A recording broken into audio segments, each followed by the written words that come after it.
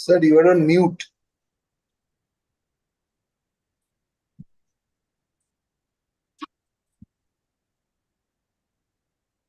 Sir, you are on mute.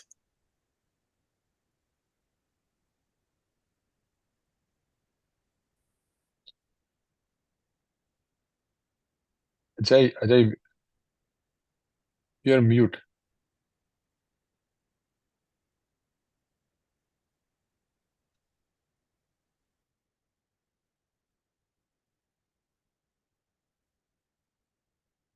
नहीं, अभी भी आवाज नहीं आ रही sir.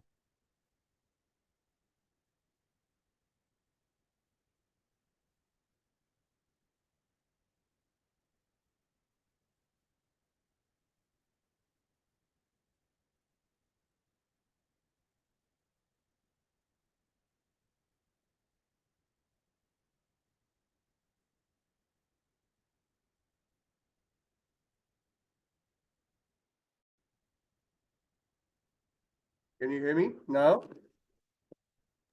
Yes yes, you're audible now. Good morning.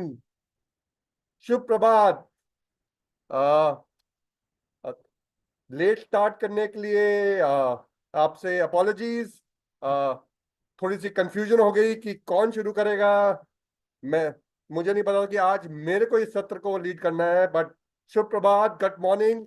आशा रखता हूं कि पिछले कई दिनों की जर्नी आपके लिए बहुत बहुत अच्छी रही है और आपकी मॉर्निंग की जो शुरुआत है वो दमदार, जोरदार, खुशियों से भरी हुई है। इतनी नई सीख हमें मिल रही है जो हमारे को एक बहुत बड़े और बेहतर बिजनेस बिल्ड करने में मदद करने वाली है।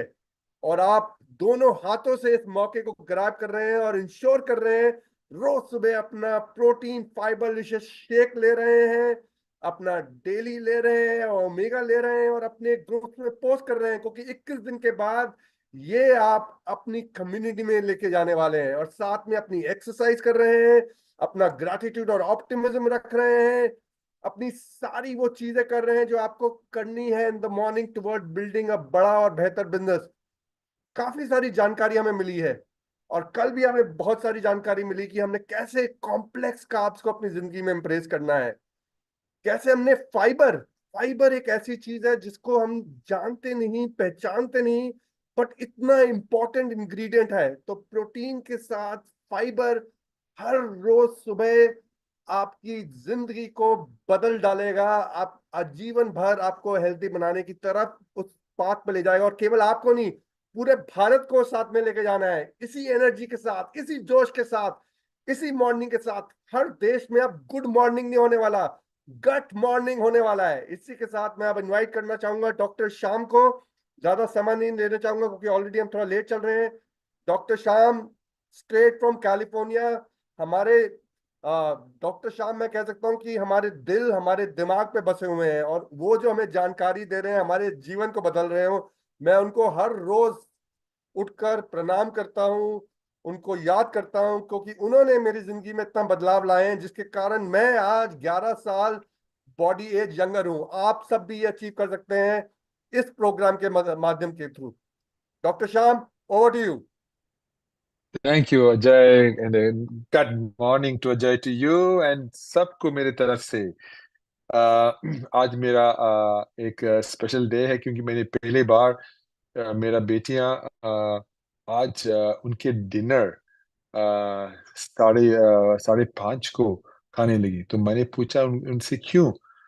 वो मुझे बता रही है कि हम आपके क्रोनो न्यूट्रिशन के बारे में सुन रहे थे, इसके लिए हमें भी तेरा दिलचस्प आ गया कि हम भी जरा जल्दी खाना खा लो। तो मैंने तो मुझे तो जरा शौक हुए क्योंकि मेरा टॉपिक भी आज वही है। क्या है कि हिंदी में बोलते हैं कि समय सीमित भोजन एक एक क्रोनो न्यूट्रिशन के साथ बहुत क्लोजली संबंध है, क्लोजली कनेक्टेड है। बोलते हैं समय सीमित भोजन, टाइम रिस्ट्रिक्टेड ईटिंग। तो ये है। तो इसके बारे में मैं जरा बात करूंगा, लेकिन उससे पहले मैं इंट्रोड्यूस करना चाहता हूँ हमारे special speaker today. One of my best scientist, हमारे एक बढ़िया साइंटिस्ट हैं एमए इंडिया में। उनके नाम है डॉक्टर निकिता मेहरा। और वो पीएचडी किए हुए हैं जमिया हमदर्द से, और बहुत बहुत शानदार साइंटिस्ट है। तो मैं बहुत खुश हूँ कि वो आज हमारे साथ है। विटामिन और मिनरल्स हमारे बॉडी क्लॉक के रिलेशनशिप क्या है वो आपको बताएगी। लेकिन जब before doctor Nikita comes on board, मैं आपसे एक स्टोरी बताता हूँ। एक क्लिनिकल स्टडी किया था लखनऊ में, किंग जॉर्ज मेडिकल यूनिवर्सिटी, आपको पता होगा, बहुत फेमस है king George medical university Lucknow में। तो इसके स्टडी के बारे में बताऊंगा। तो ये स्टडी टाइप 2 डायबिटीज को मैनेज करने और हमारे ओवरऑल हेल्थ और वेलबींग को ट्रांसफॉर्म करने का एक स्टडी था। तो सोचिए, एक सिंपल पर पावरफुल चेंज के साथ आप अपने हेल्थ को कंट्रोल कर सकते हैं। तो ये स्टडी मैंने बताया किंग जॉर्ज मेडिकल यूनिवर्सिटी में हुई थी। उसमें 400, सोच ली, 400 इंडिविजुअल्स, बंदे शामिल थे, जो सभी टाइप 2 डायबिटीज का सामना कर रहे थे। ये 400, ये लोग एक जर्नी पर निकले। टाइम रिस्ट्रिक्टेड मील इनटेक, मैंने बोला टाइम रिस्ट्रिक्टेड ईटिंग, समय सीमित भोजन का इम्पैक्ट देखने के लिए। तो रात का खाना 7 बजे खाना इंस्टेड ऑफ लेट नाइट। 7 बजे से पहले ही खाना था इनका इस स्टडी में। तो रिसर्च कुछ कमाल के थे, राइट। तो जिन लोगों ने ये सिंपल चेंज अडॉप्ट किया, उन्होंने इनक्रेडिबल बेनिफिट्स देखे। उन्होंने उनका average weight almost 3.8 KG lose किया, और उनका बॉडी मास इंडेक्स 1.5 यूनिट्स से कम हो गया। लेकिन ट्रांसफॉर्मेशन यही नहीं रुकी। उनका फास्टिंग ब्लड शुगर भी बहुत सी कम हो गया, ऑलमोस्ट 34 मिलीग्राम पर डेसिलीटर। और उनका पोस्ट प्रैंडियल ब्लड शुगर, जो खाने के बाद है, उनका उसका ब्लड शुगर भी बहुत सारे कम हो गए। और उनका HbA1c, सबको पता होगा HbA1c, वो है हमारा क्रिटिकल मार्कर, वो 1.37 यूनिट से गिर गए। 1.37 यूनिट से गिर गए। ये चेंजेस सिर्फ नंबर्स नहीं है, बल्कि उनकी क्वालिटी ऑफ लाइफ में सिग्निफिकेंट इंप्रूवमेंट को रिप्रेजेंट करते हैं। क्योंकि ये चेंजेस जो होते हैं, ये उतना मामूली चेंजेस नहीं है। हम सिर्फ नंबर्स देखते हैं, लेकिन उनका बॉडी में कितना चेंजेस हुआ होगा, बिकॉज इन्होंने वो समय सीमित भोजन किया। तो उन्होंने कंपेयर करते हैं उन लोगों से जो अपनी यूजुअल हैबिट्स कंटिन्यू करते रहे, ताकि लेट नाइट खाना, उन्होंने सिर्फ जरा इंप्रूवमेंट देखी, वेरी मॉडेस्ट, जरा थोड़े इंप्रूवमेंट देखी। तो ये स्टार्क कॉन्ट्रास्ट हाईलाइट करते हैं कि एक स्मॉल एडजस्टमेंट हमारे डेली रूटीन्स में कितना पावरफुल हो सकता है। तो इसके लिए मैं बहुत खुश हुआ कि मेरे बेटियां आज मेरे सामने बोल रहे, हम तो खाने हैं, वो खा रही थी 5:30 को। तो इसका मतलब सबके लिए क्या है? इसका मतलब है कि अपने हेल्थ को कंट्रोल करने आपकी रीच में है, वो आपके हाथ में ही है, आपकी मुट्ठी में है, राइट। सिर्फ अपना डिनर टाइम अर्ली में शिफ्ट करके individuals weight loss, better blood sugar control और एक हेल्थियर फ्यूचर के पोटेंशियल को अनलॉक कर सकते हैं। ये सिर्फ डायबिटीज को मैनेज करने की बात नहीं है, ये अपने आप को एक हेल्थियर, मोर फुलफिलिंग लाइफ जीने का एम्पावरमेंट देने की बात है। क्योंकि मुझे भी है कि मैं भी, मेरा डिनर भी बहुत जल्दी होते हैं। तो मुझे क्या है, मुझे बहुत टाइम मिलते हैं मेरे काम करने, मेरे फैमिली से मिलने। तो मैं तो रात में पूरा फ्री होता हूँ, मैं चिंता भी नहीं करता हूँ कि क्या खाना है, मेरा तो हो गया, राइट।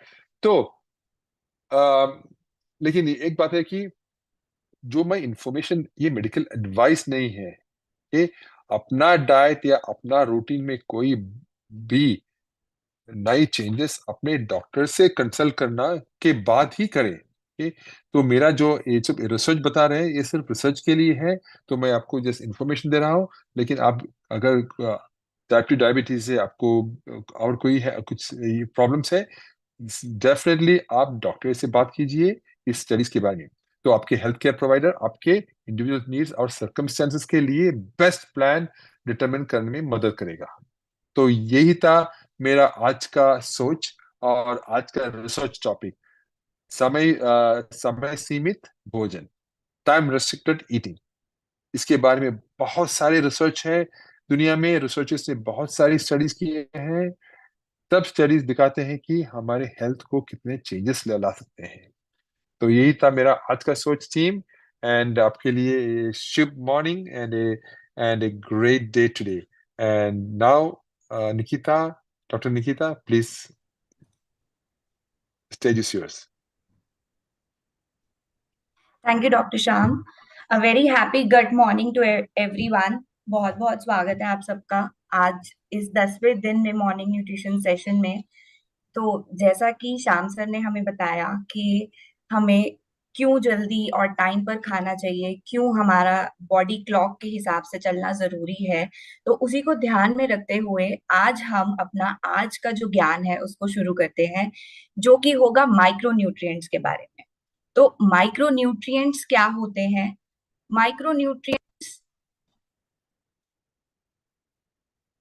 माइक्रो न्यूट्रिएंट से हम समझते हैं कि वो पोषण तत्व जो हमें बहुत कम मात्रा में चाहिए होते हैं, कम मात्रा में जरूर चाहिए पर वो बहुत जरूरी होते हैं।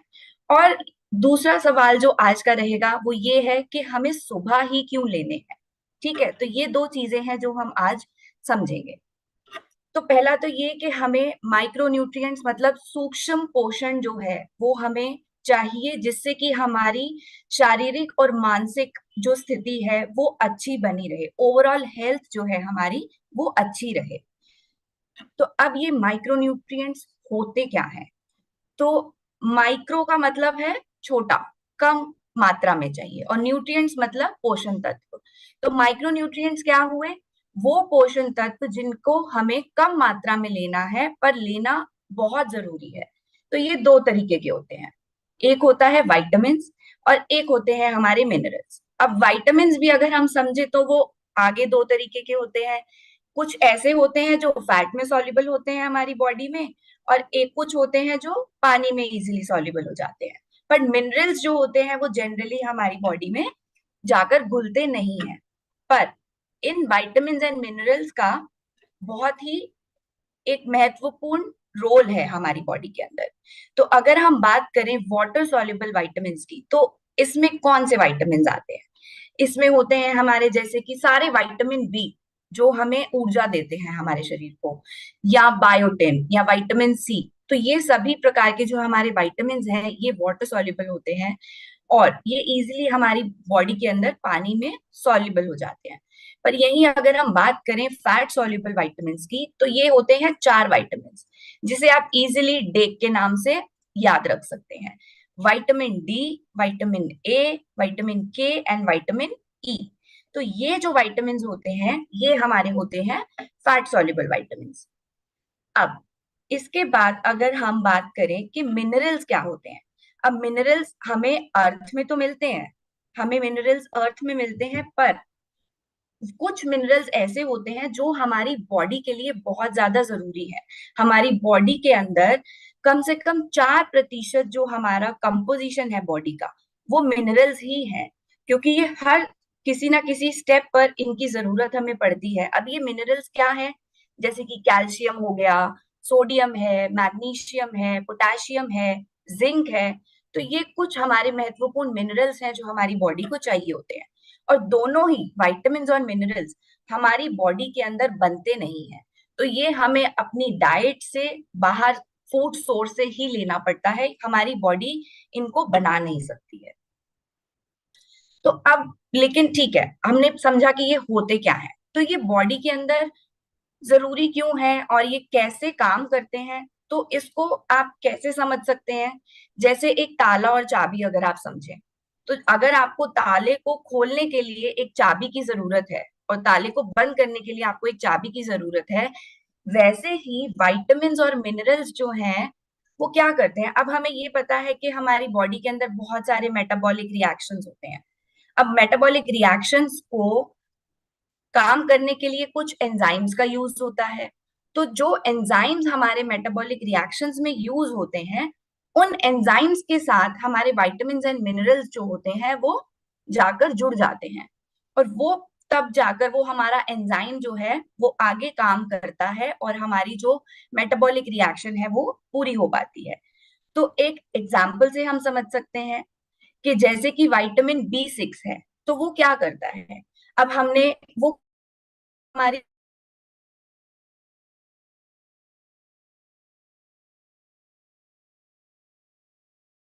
छोटे छोटे टुकड़ों में, तो वैसे ही हमें प्रोटीन को बॉडी के अंदर पूरा उसका वैल्यू एब्जॉर्ब करने के लिए हमें क्या करना होगा, प्रोटीन को छोटे छोटे टुकड़ों में तोड़ना होगा। तो पहले हमने प्रोटीन लिया, हमारे डाइजेस्टिव सिस्टम ने उसको अमाइनो एसिड में कन्वर्ट कर दिया, पर वो अमाइनो एसिड हमारी बॉडी को एनर्जी और ऊर्जा कैसे देगा।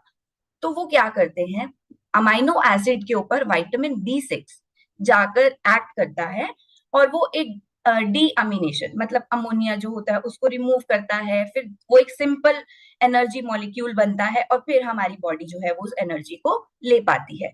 तो ये हुआ कि कैसे विटामिन B6 जो है वो प्रोटीन को एब्जॉर्ब करने में हेल्प करता है।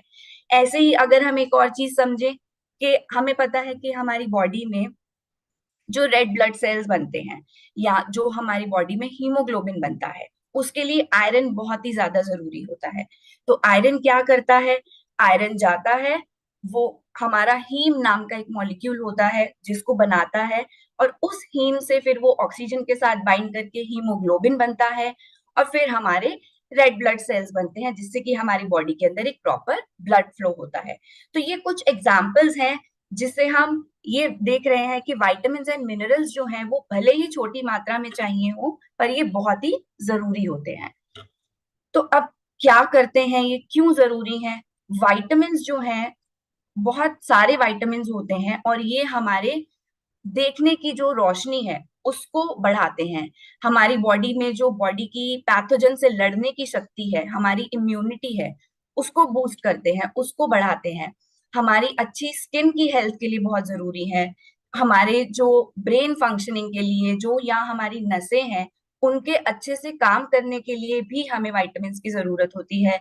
हमें बोन हेल्थ के लिए विटामिन की जरूरत है, और ये एंटीऑक्सीडेंट्स की तरह भी काम करते हैं। अब एंटीऑक्सीडेंट्स क्या करते हैं, बॉडी में जो भी अगर कोई ऑक्सीडेशन होता है, ऑक्सीडेशन से क्या होता है, फ्री रेडिकल्स बनते हैं जो कि हमारी बॉडी के लिए नुकसानदायक होते हैं। तो विटामिन जो होते हैं उन फ्री रेडिकल्स को रिमूव करते हैं और हमारी बॉडी को हेल्दी रखते हैं। और इसके साथ साथ जैसे हमने अभी समझा कि ये मेटाबॉलिक प्रोसेसेस जो होते हैं बॉडी में उनको चलाने में मदद करते हैं।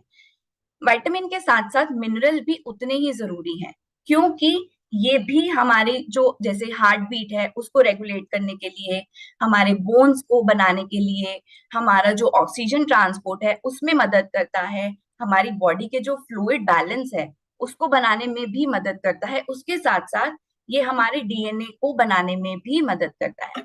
तो विटामिन और मिनरल्स जो है वो हमारी बॉडी के लिए बहुत ही ज्यादा जरूरी है। तो अब क्या है, अगर हमें अच्छी हेल्थ चाहिए तो हमें क्या करना होगा, हमें सही मात्रा में विटामिन A लेने की जरूरत है। अगर हमें अच्छी बोन्स चाहिए तो हमारी बॉडी के अंदर विटामिन D और मिनरल्स जैसे कि मैग्नीशियम, कैल्शियम, विटामिन K, ये सब होने बहुत जरूरी हैं। अच्छी स्किन के लिए हमें विटामिन E, विटामिन C बहुत जरूरी है। विटामिन C हमें इम्यूनिटी बनाने में बहुत मदद करता है, साथ के साथ जिंक एंड सेलेनियम भी। अगर हमें नर्व हेल्थ अच्छी चाहिए तो हमें सारे विटामिन Bs लेने चाहिए। हमें अच्छे अगर बाल चाहिए तो हमारी बॉडी में बायोटिन की कमी नहीं होनी चाहिए। जैसे अभी हमने समझा आयरन बहुत जरूरी है हमारे अच्छे ब्लड के लिए, रेड ब्लड सेल्स के लिए। तो ऐसे ही हमें ये अलग अलग विटामिन जो हैं और मिनरल्स हैं वो हमारे अलग अलग बॉडी के प्रॉपर फंक्शनिंग के लिए बहुत ज्यादा जरूरी है। तो अब क्या होगा, अगर आपकी बॉडी में इन पोषण तत्वों की मात्रा पूरी नहीं है, कमी है, तो क्या होगा, और ये लंबे समय तक रहती है तो आपकी नजर कमजोर हो जाएगी, आपको धुंधला दिखने लगेगा। आपके अगर ब्रेन फंक्शनिंग प्रॉपर नहीं हो रही है तो आपकी मेमोरी पुअर रहेगी, आपकी याद करने की क्षमता जो है वो कम हो जाएगी। अब अगर आपकी नर्व्स में, आपके मसल में वो ताकत नहीं है तो आपके मसल वीकनेस होने लगेगी। क्योंकि आपको अपने बैलेंस डाइट के साथ साथ ये ध्यान रखना है कि आपको वो सारे पोषण तत्व सही मात्रा में मिल रहे हैं जिससे कि आप मसल बिल्डिंग कर सकें। अगर आपको सही मात्रा में पोषण नहीं है तो आपको वो मेंटल क्लैरिटी नहीं रहेगा, आपको कंफ्यूजन रहेगा। और कभी कभी सही पोषण ना होने की वजह से भी हमारे को भूख नहीं लगती है, तो हमारी एपेटाइट कम हो जाती है जिससे कि हम और ज्यादा डिजीज प्रोन की ओर बढ़ते हैं। और इसके साथ साथ हमें बॉडी के अंदर थकान बहुत महसूस होती है, हमारी बॉडी में एनर्जी नहीं रहती है, और अगर ये लंबे समय तक रहता है तो डिप्रेशन भी हो सकता है। तो अब सवाल ये है कि आपको ये माइक्रो न्यूट्रिएंट्स मिल कहाँ से सकते हैं, कहाँ से लेने हैं आपको ये पोषण तत्व। तो अगर हम बात करें विटामिन की, जैसे कि विटामिन ए, सारे विटामिन बी हैं, सी, डी, ई, के, ए, ये कहाँ से मिलेंगे। तो अगर आपको विटामिन ए सही मात्रा में चाहिए तो आपको हरी सब्जियां खानी चाहिए। आपको ऑरेंज एंड येलो वेजिटेबल्स जैसे कि कैरेट है, स्वीट पोटैटो है, पंपकिन है, इन सब में विटामिन ए की मात्रा बहुत अच्छी होती है। और अगर हम विटामिन डी चाहिए आपको तो आपको विटामिन डी मिलेगा जैसे कि सैल्मन हो गया, या कॉड लिवर ऑयल है, या फिर हमारे फोर्टिफाइड सीरियल्स होते हैं इनसे। और अगर आपको विटामिन ई चाहिए तो आपको नट्स से, या आपको पीनट से, सनफ्लावर सीड्स हैं, एवोकाडो है, ये सब विटामिन ई में बहुत अच्छे होते हैं। ऐसे ही विटामिन के भी आपको हरी सब्जियों से, ब्रोकली से, स्प्राउट्स, कैबेज, ये सब लेने चाहिए। विटामिन सी के लिए सभी प्रकार के सिट्रस फ्रूट्स, चाहे वो ऑरेंज हो, लेमन हो, स्ट्रॉबेरीज, टोमेटोज, ये सब विटामिन सी में बहुत अच्छी मात्रा होती है।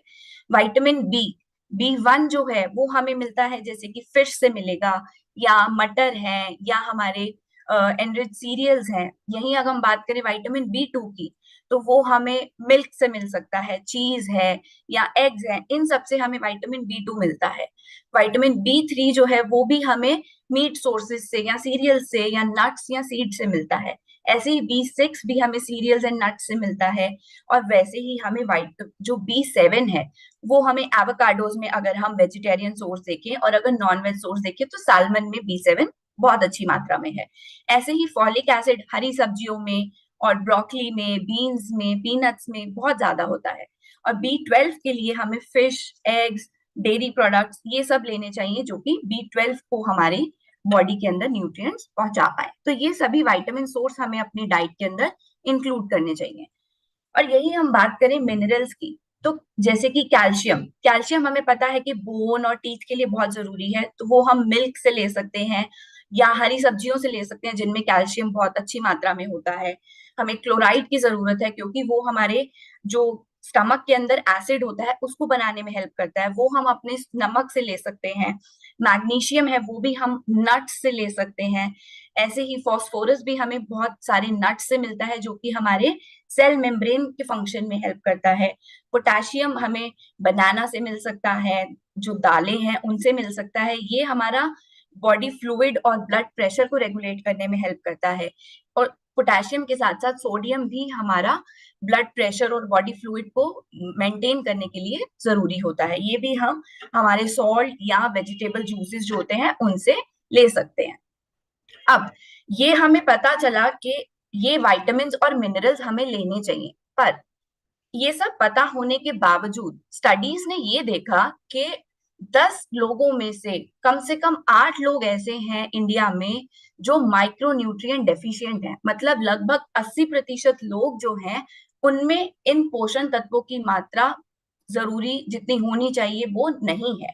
और ये बात हुई हमने अगर ओवरऑल देखा, और इसके साथ साथ अगर हम सिर्फ और सिर्फ विमेन पॉपुलेशन को देखते हैं, औरतों में ये पाया गया कि विटामिन डी लगभग 70 से 90% महिलाओं में विटामिन डी की कमी है। आयरन जो है लगभग 50% लोग औरतों में कमी है। कैल्शियम, विटामिन ए, आयोडीन, ये कुछ हमारे बहुत ही जरूरी पोषण तत्व हैं जो हमारी इंडिया की औरतें जो हैं, जो महिलाएं हैं, उनमें इन पोषण तत्वों की मात्रा भरपूर नहीं है जो होनी चाहिए एक अच्छी बॉडी के लिए। तो अब ये सवाल मैं आप सबसे पूछना चाहूंगी, आप सब अपना सवाल जो है जवाब चैट बॉक्स में डाल सकते हैं कि आज का सिंपल सा सवाल ये है कि आप में से कितने लोग हैं जो एक बैलेंस डाइट खाते हैं हर रोज। बैलेंस डाइट आप यहाँ स्क्रीन पर देख सकते हैं, एक ऐसी प्लेट जिसमें भरपूर वेजिटेबल्स हो और जिसमें फ्रूट्स हो, फाइबर हो, प्रोटीन हो। ऐसे कितने लोग हैं? आप हाँ या ना में जवाब दे सकते हैं अगर आप बैलेंस डाइट लेते हैं तो। ओके, कमलेश जी कह रहे हैं कि हम वो बैलेंस डाइट का सेवन करते हैं। Okay okay, mixed answers.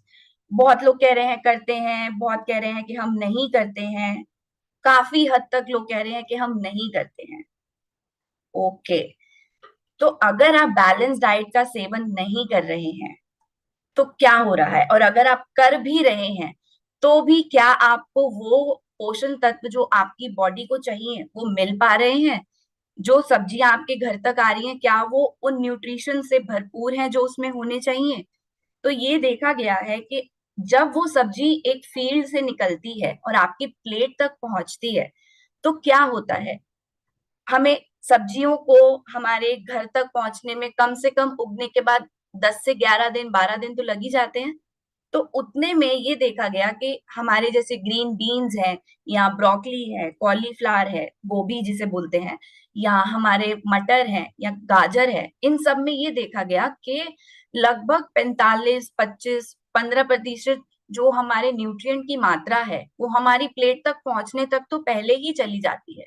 और उसके बाद अब हमें क्या करना है इस चीज को अवॉइड करने के लिए? हमें अपने खाने को जितनी जल्दी हम अपनी सब्जियों को खा सके उतनी जल्दी खाना है। हमें अपनी सब्जियों को सड़ने के लिए नहीं छोड़ना है, जल्दी खाना चाहिए। सही मात्रा में पानी का यूज करना चाहिए, उनको वॉश करने के लिए बहुत ज्यादा पानी में नहीं धोना चाहिए। जो हम सब्जियां काट रहे हैं वो बिल्कुल लास्ट मिनट पे काटे, काट के उन्हें छोड़ना नहीं चाहिए जिससे कि और उसमें वाटर लॉस हो।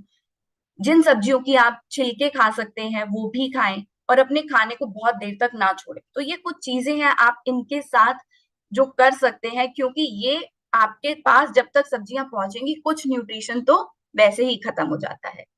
और इसके साथ साथ फिर हम क्या करते हैं, हम सब्जियों को पकाते हैं। और इंडियन कुकिंग स्टाइल कैसा है कि हम बहुत लंबे समय तक पकाते हैं, जब तक हमारी सब्जियां पूरी सॉफ्ट और मशी नहीं हो जाती, उनका रंग बदल जाता है। तो उसमें क्या होता है, जब हम बहुत हाई हीट पे पकाते हैं या बहुत लंबे समय तक पकाते हैं तो जो हमारे उसमें न्यूट्रिएंट्स होते हैं उनकी मात्रा जो है वो कम हो जाती है, ना के बराबर होती है, और हमारी बॉडी को वो पोषण तक नहीं मिल पाते। तो हमें लग भी रहा है कि हम हेल्दी डाइट खा रहे हैं, पर तब भी हमें वो माइक्रोन्यूट्रिएंट्स नहीं मिल रहे हैं।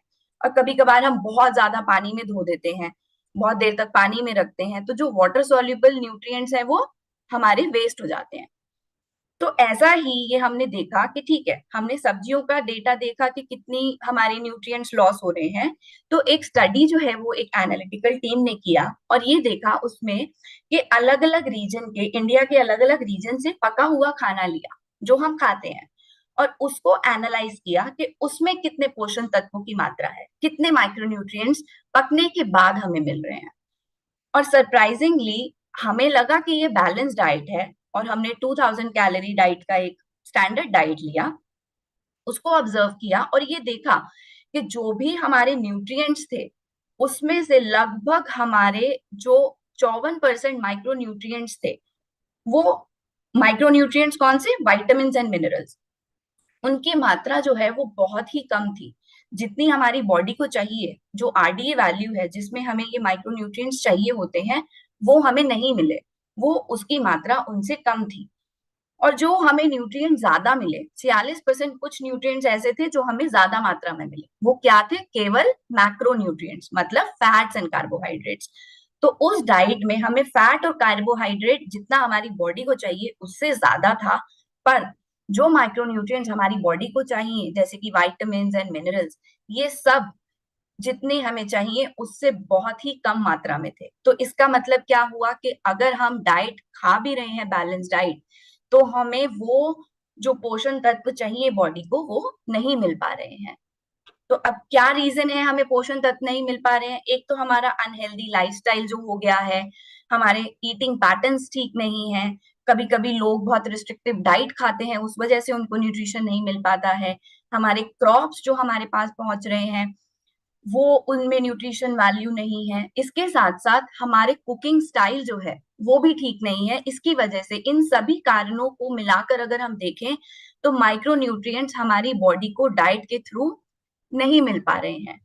और अगर हम अच्छा रॉ वेजिटेबल भी खाएं या अच्छे तरीके से पकाकर भी खाएं तो भी आपको पता है कि आपको जितना विटामिन ए आपकी बॉडी को चाहिए होगा, अगर सिर्फ आप स्ट्रॉबेरी से विटामिन ए लेंगे तो आपको कम से कम 233 स्ट्रॉबेरीज खानी पड़ेगी। अगर आपको विटामिन सी जितना बॉडी को चाहिए तो आपको कम से कम 16 कप पंपकिन का खाना पड़ेगा।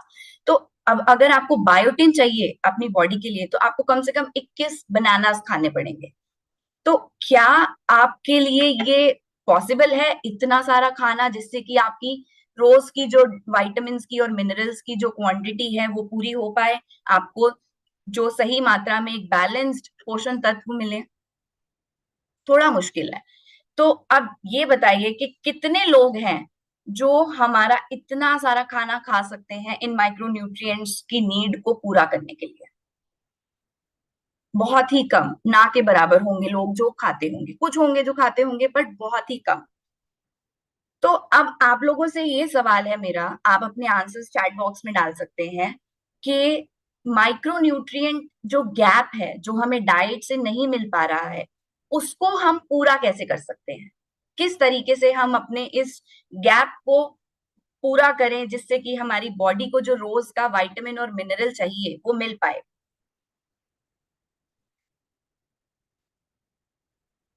आप अपने आंसर्स चैट बॉक्स में डाल सकते हैं।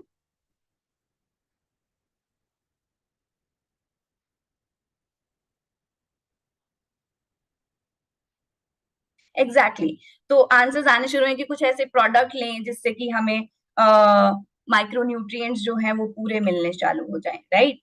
तो अब लेकिन अब आंसर क्या है कि हमें माइक्रो न्यूट्रिएंट सप्लीमेंट लेना पड़ेगा।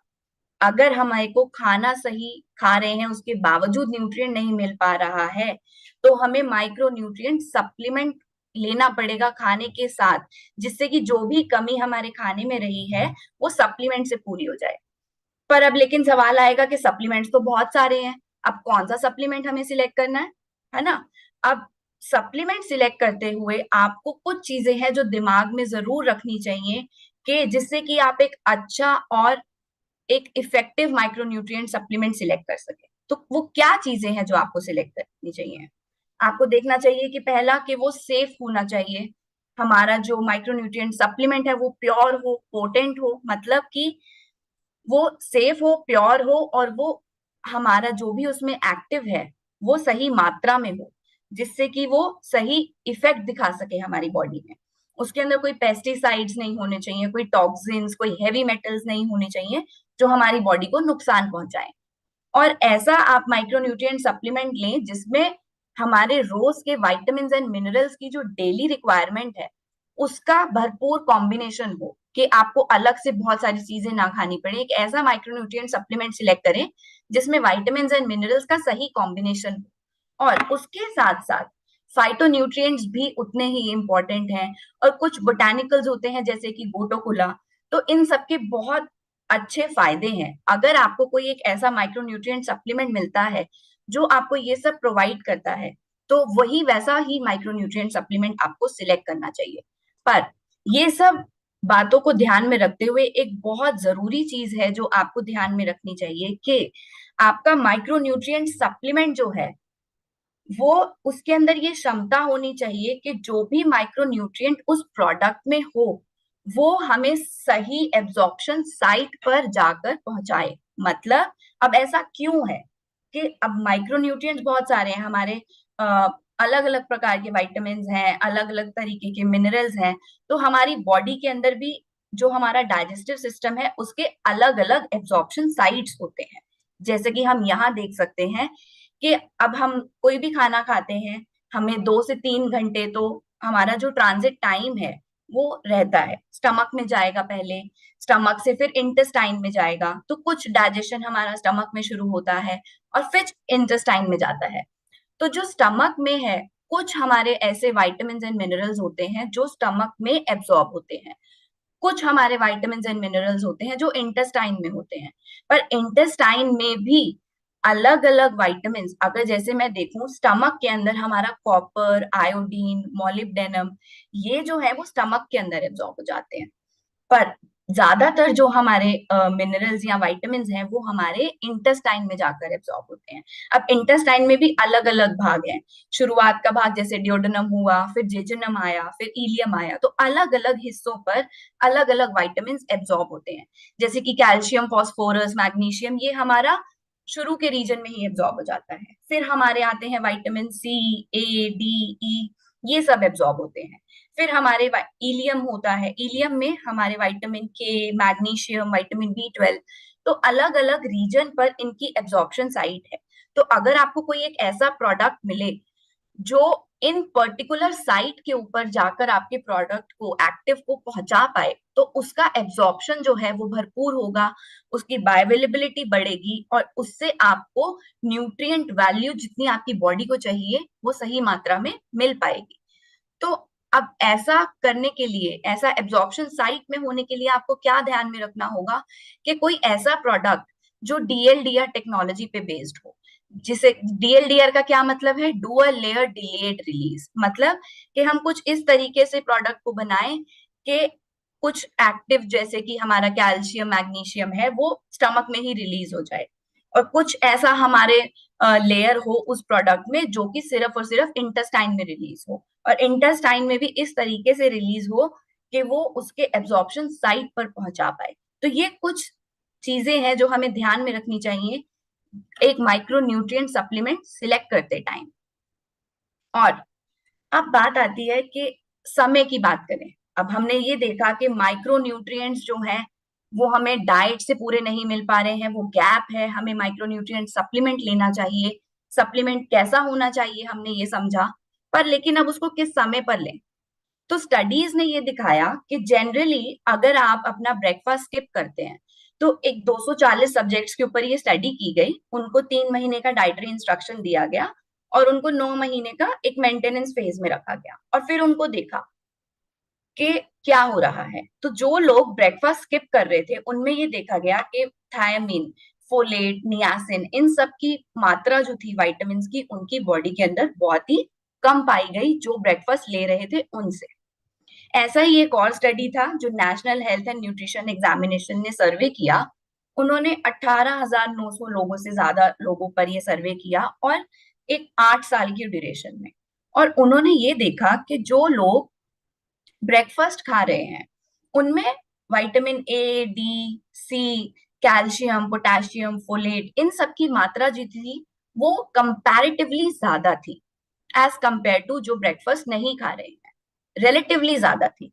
पर और इसके साथ साथ एक और स्टडी थी जिसमें 8,174 लोगों के ऊपर की गई, और उसमें ये देखा गया कि जो लोग ब्रेकफास्ट कर रहे हैं उनके जो पूरी बॉडी का ओवरऑल एनर्जी, जो उनको ऊर्जा मिल रही है, वो केवल सिर्फ ब्रेकफास्ट से ही मिलती है। पर अब ये मात्रा उनमें ज्यादा तो पाई गई, पर क्या वो उतनी थी जितनी हमारी बॉडी को चाहिए? तो ये एक स्टडी देखी गई, उसमें 2 स्टडीज और देखी गई जिसमें क्या किया उन्होंने, ब्रेकफास्ट के साथ साथ उन्होंने सप्लीमेंटेशन भी देना शुरू किया। तो उन्होंने क्या किया, मल्टीविटामिन सप्लीमेंट दिए। 58 लोगों के ऊपर ये स्टडी की गई और डिफरेंट एज ग्रुप के थे। 1 महीने तक ये ऑब्जर्व किया और फिर उसके बाद उन लोगों को एनालाइज किया कि क्या इंप्रूवमेंट हो रहा है अगर वो अपने ब्रेकफास्ट के साथ साथ माइक्रोन्यूट्रिएंट सप्लीमेंट लेते हैं। तो उसमें ये देखा गया कि जो लोग सप्लीमेंट्स ले रहे थे तो उनमें जो विटामिन B6, B12 की मात्रा जो थी उनके ब्लड में वो बढ़ गई, और इसके साथ साथ जो मूड स्विंग्स होते हैं, जो डिप्रेशन है या जो न्यूरोनल प्रॉब्लम्स होती हैं, वो सब जो है वो बहुत ही कम देखी गई उन लोगों में जिन्होंने ब्रेकफास्ट के साथ सप्लीमेंट्स लिए, क्योंकि उनके अंदर माइक्रोन्यूट्रिएंट्स की मात्रा जो थी वो उनको भरपूर मिल पा रही थी। इसके साथ साथ एक और स्टडी थी जिसमें उन्होंने 80 लोगों पर एक ऐसा स्टडी किया जो एक हेल्दी डाइट ले रहे थे, उसके साथ साथ उन्होंने उनको 8 वीक तक, 8 हफ्तों तक, मतलब 2 महीने तक उन्होंने मल्टीविटामिन दिए, और फिर उनको देखा डिफरेंट डिफरेंट विटामिन के उनके बढ़े या नहीं बढ़े, तो सिग्निफिकेंट इंक्रीज देखा गया। जो विटामिन डी के लेवल थे, या folate, vitamin B12, vitamin C, riboflavin coefficient, जो एक्टिविटी कोफिशिएंट था, ये सब जो उनकी इम्प्रूवमेंट देखी गई उन लोगों में जिन्होंने सप्लीमेंट्स लिए ब्रेकफास्ट के साथ। तो ये स्टडीज सपोर्ट करती हैं कि जो ये गैप हमें डाइट से रहता है उसे हम अपने माइक्रोन्यूट्रिएंट सप्लीमेंट से पूरा करें। और इसके साथ साथ अब मॉर्निंग में ही क्यों लें? मॉर्निंग में इसलिए लें क्योंकि हमारी जो बॉडी की क्लॉक है, अगर हम सही समय पे खाते हैं, ये हमने अभी तक समझा है। अब तक हम ये समझ चुके हैं कि हमारी बॉडी क्लॉक कैसे चलती है। अगर हम सही समय पर उठ रहे हैं, सही समय पर खा रहे हैं, तो हमारा गट जो माइक्रोबायोम है वो हेल्दी रहता है। उसके साथ साथ हमारा जो ओवरऑल जेनेटिक हेल्थ है या जो हमारे मेटाबॉलिक प्रोसेस है वो सही तरीके से काम करते हैं। तो अगर हम सही समय पर उसको माइक्रोन्यूट्रिएंट्स पहुंचाएंगे तो ये जो प्रक्रिया है हमारी बॉडी की वो सही तरीके से चलती रहेगी। पर यही अगर हम नहीं खाते हैं न्यूट्रिएंट्स को हमारे बॉडी क्लॉक के हिसाब से और हम अनहेल्दी डाइट लेते हैं, हम समय से सो भी नहीं रहे हैं, तो उससे क्या होगा? हमारी बॉडी में जेनेटिक ऑल्टरेशंस होंगे, हमारा जो गट माइक्रोबायोम बैलेंस है वो डिसबैलेंस हो जाएगा।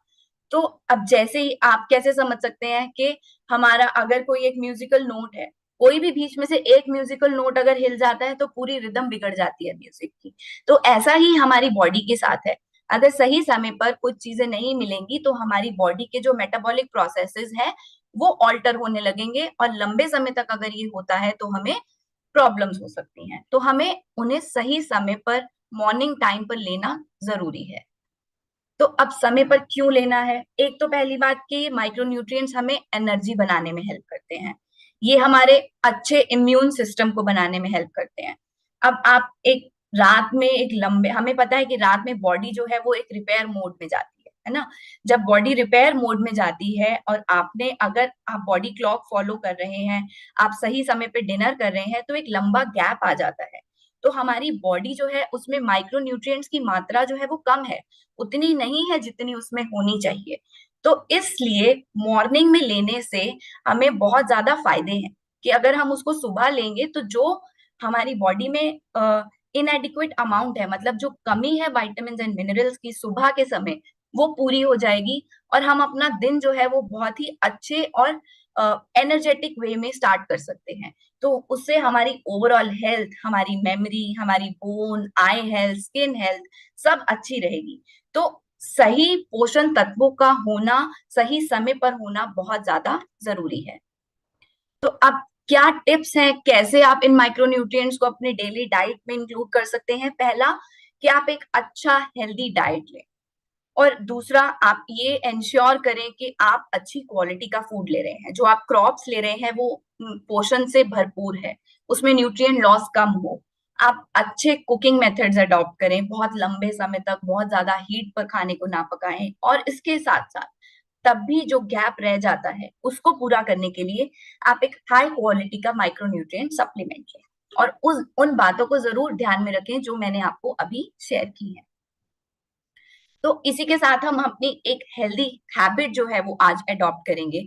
वो क्या है कि हम ये सब इंश्योर करेंगे कि हम अपना ब्रेकफास्ट जो है वो पोषण से भरपूर हो, न्यूट्रिएंट पैक्ड ब्रेकफास्ट लेंगे, और हम कोशिश करेंगे कि हम एक रेनबो खाएं, मतलब हर कलर की वेजिटेबल और फ्रूट्स होने चाहिए उसमें, जिससे कि अब आप सैलेड्स खा सकते हैं, स्मूदीज बना सकते हैं, रॉ फ्रूट या रॉ वेजिटेबल्स खा सकते हैं, जैसा आपको अच्छा लगे। पर आपको ये इंश्योर करना है कि आप अलग अलग कलर के वेजिटेबल्स एंड फ्रूट्स खाएं, जिससे कि आपको सभी तरीके के विटामिन एंड मिनरल्स मिल सकें, और जो भी कमी रह जाए वो आप सप्लीमेंटेशन से पूरी करें। जो कि क्यों जरूरी है, हमने समझा है कि न्यूट्रिएंट्स पूरे भरपूर मिलेंगे, इम्यूनिटी स्ट्रांग रहेगी, डाइजेशन अच्छा होगा, ओवरऑल हेल्थ अच्छी रहेगी, मानसिक एंड शारीरिक हेल्थ जो है हमारी वो बहुत अच्छी रहेगी। तो इसी के साथ हम आज से फिर अपना शाइन एंड मंत्रा जो है राइज एंड शाइन, वो फिर से एक बार दोहराएंगे कि हमें ये ध्यान रखना है इस पोषण तत्वों के ज्ञान के साथ साथ कि हमें अपना दिन जो है वो ग्रैटिट्यूड और ऑप्टिमिज्म के साथ शुरू करना है, एक पॉजिटिव सोच के साथ शुरू करना है। हमें अपना न्यूट्रिशन लेना है पूरा हमें अपने दिन के जो इंटेंशंस हैं, कैसे हमें डे स्टार्ट करना है, वो एक सही सेट करेंगे जिससे कि हम अच्छा एनर्जेटिक डे स्टार्ट कर सकें। हम कुछ नया सीखेंगे और इसके साथ साथ हम अपने डेली रूटीन में एक्सरसाइज जरूर करेंगे। तो इसी के साथ हम चलते हैं आज की एक हेल्दी रेसिपी देखने के लिए।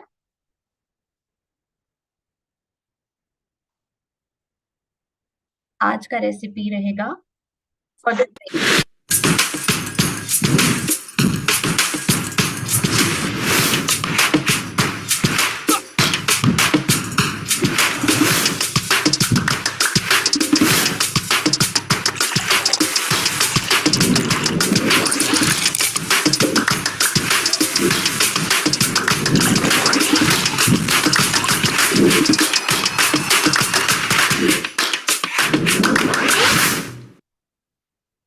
That was a healthy beverage. अब एक हेल्दी स्नैक का रेसिपी भी देखते हैं।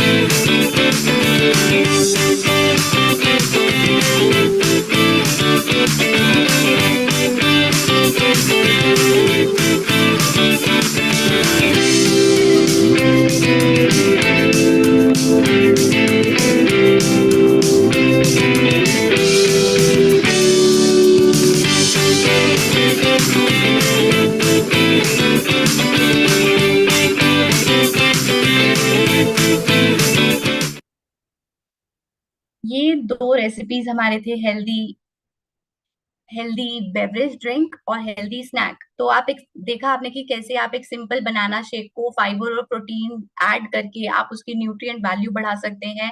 ऐसे ही आप सिंपल राइस इडली के बजाय आप मिलेट इडली बनाएं और उसके साथ साथ आप उसमें फाइबर एंड प्रोटीन ऐड करके उसकी न्यूट्रिएंट वैल्यू को बढ़ा सकते हैं। सो आप इसके साथ साथ हम चलते हैं आज के एक्सरसाइज सेशन पे।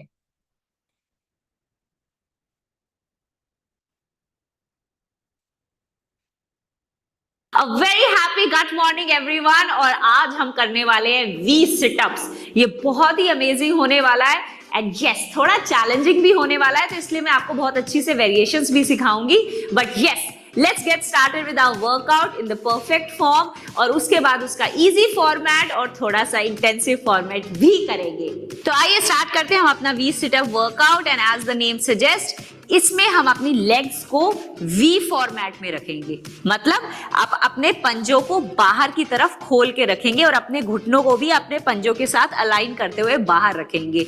और हम ऐसा क्यों कर रहे हैं, क्योंकि बहुत बार जब आप सिटअप्स करते हैं तो आप अपनी लेग्स की पावर से ऊपर उठ के बैठ जाते हैं, लेकिन इसमें हम अपने कोर को इंटेंसिफाई करना चाह रहे हैं, अपनी सारी कोर की मसल्स यूज करना चाह रहे हैं, इसलिए अपने लेग्स को खोल के ही रखेंगे। मैट पे लेट जाएंगे और अपनी पूरी कोर मसल्स मतलब चेस्ट से लेकर पेल्विक फ्लोर तक ये सारी की सारी मसल्स को स्क्वीज करते हुए ऊपर उठ के आएंगे, मतलब वी सिट अप। इसके लिए हम अपने हाथों को पूरा पीछे लेकर जाएंगे, एक लंबी गहरी सांस भरेंगे, सांस छोड़ते हुए, सांस भरते हुए वापस। इनफैक्ट आप देखेंगे कि आपको सांस भरने की जरूरत नहीं पड़ती है। जब आप नीचे आते हैं तो आपकी बॉडी ऑटोमेटिकली इनहेल कर लेती है। तो अपने मूवमेंट को बेटर करने के लिए आप सांस छोड़ेंगे और कोशिश करके लंबा गहरा सांस छोड़ेंगे, तो अपने मुंह से ब्रेथ को ऐसे छोड़ सकते हैं। जब आप मुंह से सांस को छोड़ेंगे तो अपनी नाभि को अंदर की तरफ स्क्वीज करेंगे, तो आपका वर्कआउट बेटर हो जाएगा। आप करेंगे इसके मिनिमम 15 रेप्स एंड 3 सेट्स। और वो सभी लोग जो इस तरह से 20 सिटअप नहीं कर पा रहे हैं, उनके लिए हम लेकर आए हैं वेरिएशन। तो इस वेरिएशन में आपको पूरा ऊपर उठ के नहीं आना है, आपको नेगेटिव मूवमेंट में जाना है। मतलब आप इसी तरह से वी में बैठेंगे, अपनी लेग्स को खोल के, अपने हाथों को ऊपर रखते हुए उतना नीचे जाएंगे जहां तक आप जा सकते हैं, और फिर वापस ऊपर। फिर उतना नीचे जाएंगे जहां तक आप जा सकते हैं, फिर वापस ऊपर। मतलब instead of training to rise up from the mat, आप अपने कोर को इस तरह से ट्रेन करेंगे कि आप उतना नीचे जाएं जहां तक आप जा सकते हैं, फिर वापस ऊपर, down and up, down and up, और इस तरह से धीरे धीरे आप अपनी स्ट्रेंथ को बिल्ड कर सकते हैं। और आप मैट पे ही लेट सकते हैं और सिर्फ उतना ऊपर आएंगे जितना आप आ जा सकते हैं, और धीरे धीरे यू विल रियलाइज आप इस तरह से बिल्ड कर सकते हैं अपनी स्ट्रेंथ, और फिर पूरा सिटअप भी कर सकते हैं। मतलब आप यहां से सिर्फ उतना ऊपर आएंगे जहां तक आप राइज अप कर सकते हैं। मतलब कोर को एंगेज करेंगे, लंबी गहरी सांस भरेंगे, सांस छोड़ते हुए,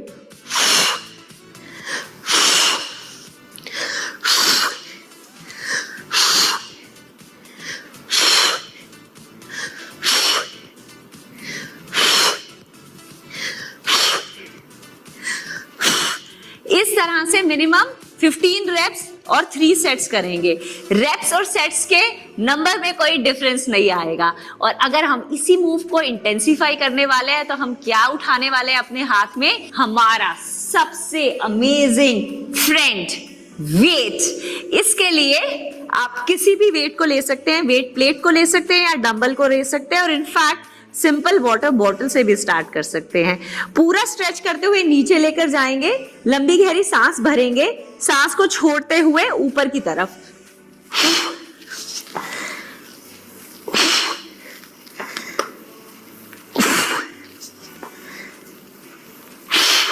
आप देखिए जब मैं ऊपर की तरफ आ रही हूं तो मेरी स्पाइन बिल्कुल स्ट्रेट है।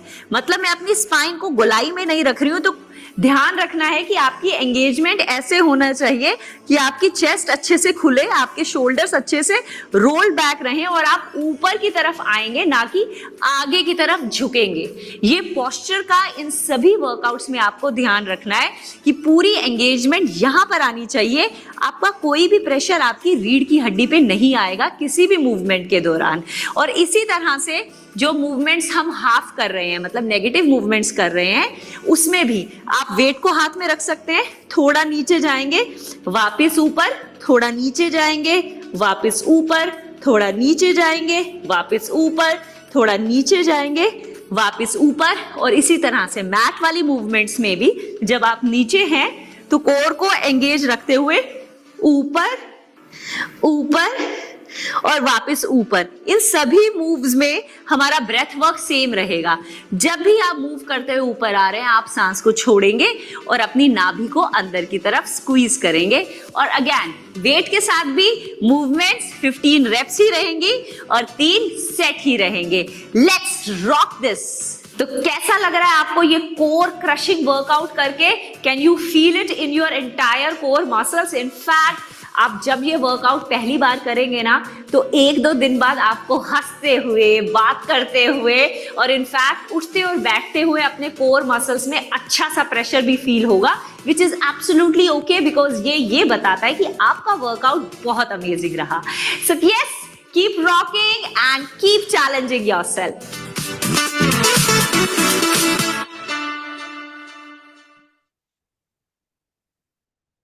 ये था हमारा एक्सरसाइज। आई होप आप सभी ये एक्सरसाइज अपने रूटीन में अडॉप्ट करेंगे। सिंपल, डिफिकल्ट, हर वेरिएशन है, तो सिंपल से शुरू कीजिए और इंटेंस वर्जन तक जाएं एंड कोशिश करें कि आप ये healthy beverages, healthy snacks and exercise को अपने रूटीन में जरूर अडॉप्ट करें। आज के लिए हम यहीं पर खत्म करेंगे अपना सेशन। मिलेंगे आपसे फिर कल, जिसमें हम बात करेंगे बॉडी क्लॉक और हाइड्रेशन के बारे में। Thank you so much.